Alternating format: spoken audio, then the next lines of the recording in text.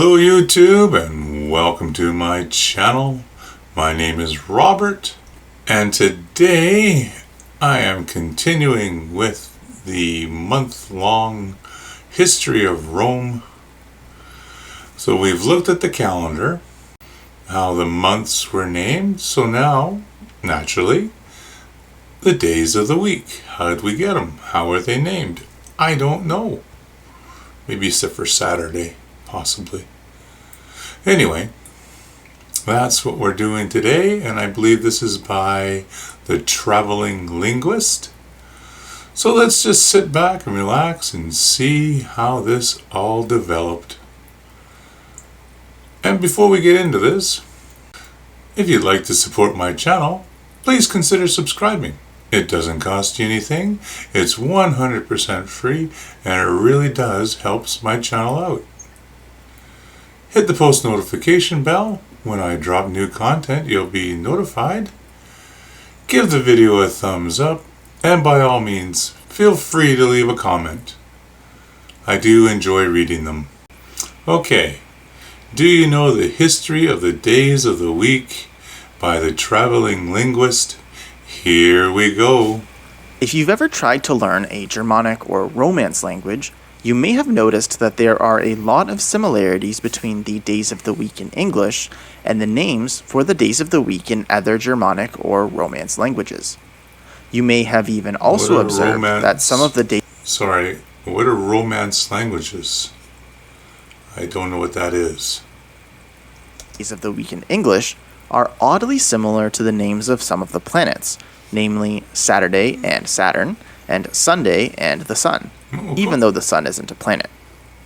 In this video, we'll explore the ancient connection between the days of the week, the planets, and the gods they're named after. While it's not that obvious in English, the days of the week in French, Italian, Spanish, and Romanian have a more obvious connection to the planets. For example, in Spanish, there are lunes, martes, miércoles, jueves, viernes, sábado, domingo.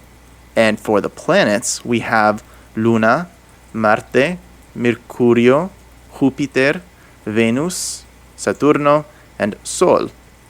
Although not identical, we can certainly see some similarities. To understand this more, we have to go back in time to well before ancient Rome.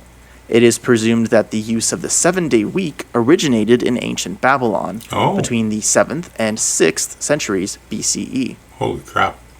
The 7-day cycle aligned with the phases of the moon, as the Babylonians used the lunar calendar. The Babylonians also used the planets, which represented Babylonian gods, to refer to each day of the week. The moon, Mars, Mercury, Jupiter, Venus, Saturn, and the Sun. But if you think about this order, it's a little strange. It's not the order the sun, moon, and planets appear in the sky, and it's definitely not the order of these planets in relation to the sun or earth. This tradition was also borrowed by the ancient Greeks and Romans, although applying their own gods to each of the planets. Fortunately, Dio Cassius, a 3rd century historian, provided an explanation for the order. Every hour in a 7-day period was assigned a planet, which were assigned in order of the length of each planet's sidereal period, as measured in Babylonian times. So there were Saturn, Jupiter, Mars, Sun, Venus, Mercury, and Moon. Then those were stretched out across a 7-day period with 24 hours each day. The names of each day came from the planet after whom the first hour was named, which gives us the order we still use today.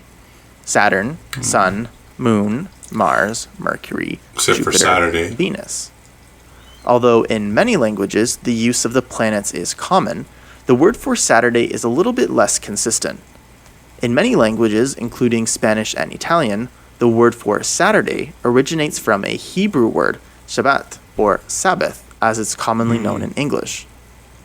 After Babylonian times, the Jews are credited with sharing the 7-day week along with the planetary names across the Roman Empire due to the Jewish diaspora and a rising general interest in astrology across ancient Rome. In the 4th century CE, Christian authorities identified the naming of the days of the week after the planets, or Roman gods, was a way of upholding pagan traditions.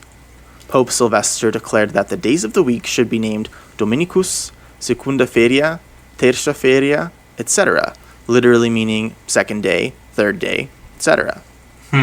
The Church was successful in convincing speakers of many Eastern European languages to use all or part of these terms. This is the reason why Greek ended up replacing the names of Monday to Thursday to numerical names, Dευτέρα, Τρίτη, Τετάρτη, Πέμπτη, which mean second day and simply third, fourth, fifth, in addition to the religious words Παρασκευή, from the word to prepare, alluding to preparing for the Sabbath, which is the word for Saturday, or Friday? Sabbato, and Kyriaki, an abbreviation of Sunday. the Lord's Day. The Church was able to persuade the change of Saturday and Sunday in Western Europe to religious terms, consistent with Sabbath and the Lord's Day, but was unable to change Monday to Friday in most cases, with the exception of Portuguese, which adopted the format of second day, third day, etc. At some point, the word dies was added to many of the vulgar Latin dialects, which eventually became the Romance languages. The words for the days of the week were adopted by the Germanic languages. Oh, I think I just clued in that the Romance languages were languages that came to be an offshoot of Latin. I know French and Spanish developed from Latin. Okay, sure. Likely around the time of the Roman Empire. The names for the Roman gods were substituted for Germanic gods, or simply the names of the planets, sun, or moon, which is why English uses the names we do for the days of the week. From Old English, there was Moon Day, Tuesday, a Germanic god similar to Mars, Odin's Day, a Germanic god similar to Mercury, Thor's Day, a Germanic god similar to Jupiter, Freyg's Day, a Germanic goddess associated at some point with Venus, Saturn's Day, and Sun's Day. Other Germanic languages had similar revisions to the days of the week. In particular, German changed Wodenstag, the original word for Wednesday, to Mittwoch or Mittwoch in New High German, meaning midweek, due to church influence. Well, there we have it. The history of the days of the week. No, I didn't know half of that. That was pretty good. I hope you were able to enjoy that just as much as I did. And we'll see you again next time. Have a fantastic day. Goodbye.